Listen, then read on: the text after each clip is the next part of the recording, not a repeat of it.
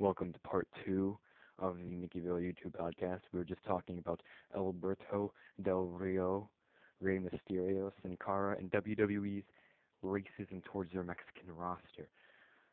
I mean, even people backstage have been saying, yeah, they're kind of racist, man.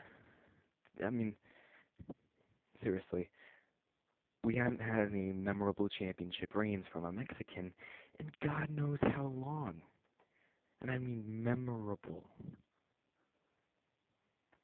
I'm not talking about that cheap World Heavyweight Championship reign that Del Rio had that he only jobbed to John Cena a little bit later. I mean, Alberto Del Rio had an amazing face gimmick. Dumping paint on the Big Show. I know I've already talked about that in one of my previous podcasts. Feel free to listen to them and check them out. But Del Rio, he could have done so much better if he was given the opportunity. His face gimmick was amazing. Ricardo Rodriguez duct taping Big Show's feet to the bottom rope. Are you serious? That's awesome. We haven't seen anything like that in wrestling in a long time. And then they go and take that away from Alberto, turn him heel once again. And then Mysterio, I get that Mysterio wasn't reliable in the sense that he kept on getting injured. I mean, that's one of the things when you're a WWE, you need to think about before you make someone a world champion. Are they injury prone? You know what I'm saying? Like Brock Lesnar.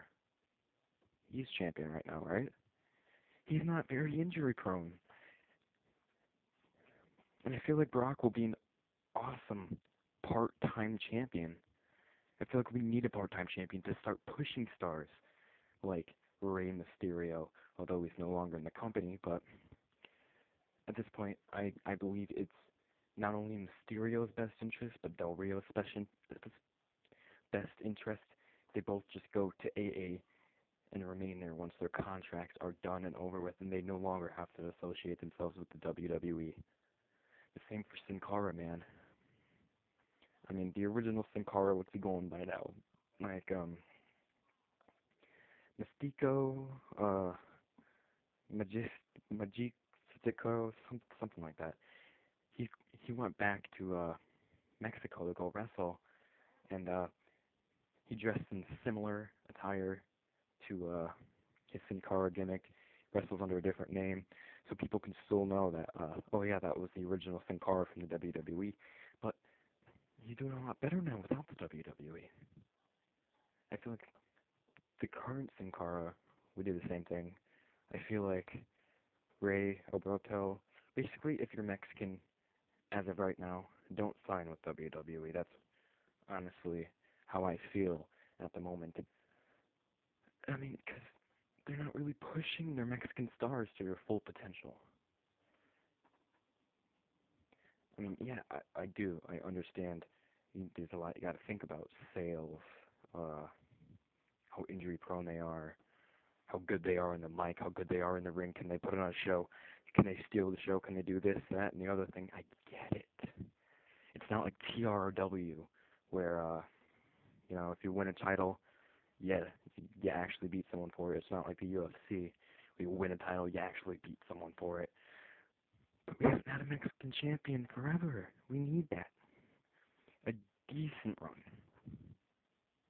A decent run. Like CM Punk's reign. It wasn't a decent run because it was the longest of all time. Or longest of the modern era. Not out of a long time. You guys know that Bruno Sammartino and Hulk Hogan and all those guys got him beat, but I mean, really, we need a Mexican champion with a decent run that is memorable, like Punk and Jericho at WrestleMania, all the hype, the great storyline. Let me think of some other memorable championship reigns. The CM Punk John Cena feud for the title. There being two WWE champions, that was awesome. I tuned in every day for that. CM Punk's contract expiring, when Edge and Del Rio were going at it for the title. Oof. Christian and Randy Orton going for the title, Christian kept on cheating and whining and crying. I mean, and those are just my thoughts, man. Again, feel free to comment below.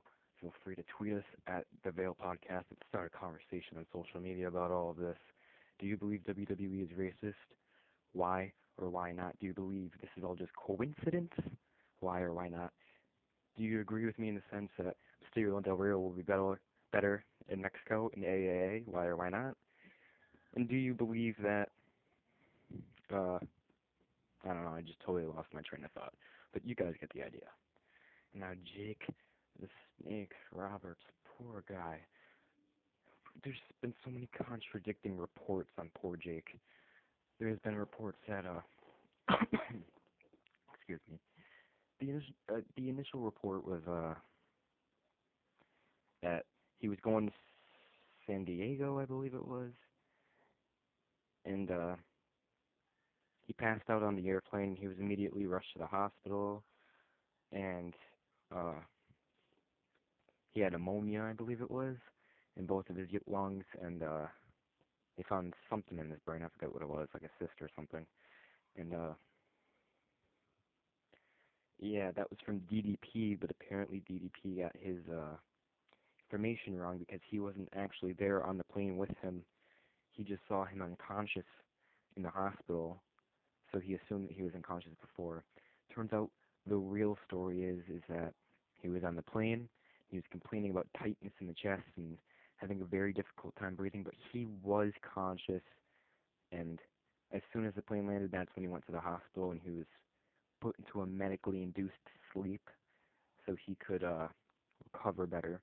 He does have ammonia in both lungs. I believe it was ammonia. But he does have something in both of his lungs. He does have something in his brain that shouldn't be there. I just want to say, Jake, you've done so much for the business. I know you're probably not going to listen to this, but we all know that Jake the Snake Roberts has done an amazing job making wrestling history, inventing the DDT, one of the most common moves used nowadays. That whole snake thing where he'd have the snake crawl all over people and just slither around and they'd be freaking out. And he was really a great wrestler. I wish I was, alive during that period of time, but from what I've seen on YouTube and things like that, he was an amazing wrestler, And either way, we've had a lot of deaths recently in pop culture. A lot of untimely deaths, and I do not want Jake the Snake Roberts to be one of them. Not after everything he's done for the business. I mean, he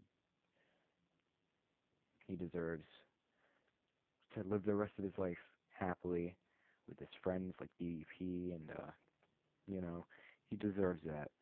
And he does not deserve this untimely death. I know that wrestlers, their lifespan is cut short depending on how long they wrestle.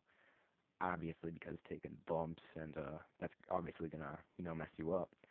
It's gonna reduce your lifespan, but he doesn't deserve to die right now. I don't think he will. A lot of people are saying they don't think he will, but either way, I'm just saying, worst case scenario, he dies. That's like the worst case scenario for everything, basically. Worst case scenario, he dies. But it looks like he's going to recover. Looks like he's going to be fine. We just wish him a speedy recovery, and we wish him the best of luck in his future endeavors in retirement, in life. We wish him a long and healthy life, and so that's what's going on with Jake the Snake. Again, feel free to like, comment, subscribe, tell us what you think. You give us a shout out on Twitter, we'll shout you out back. At the Veil Podcast. Feel free to tweet us, do whatever, and follow us. Thanks for watching. Tune in next week where one of my friends, Lyrica, should be on the show as we talk all things metalcore music. Thank you for watching. It's going to be one crazy podcast next week.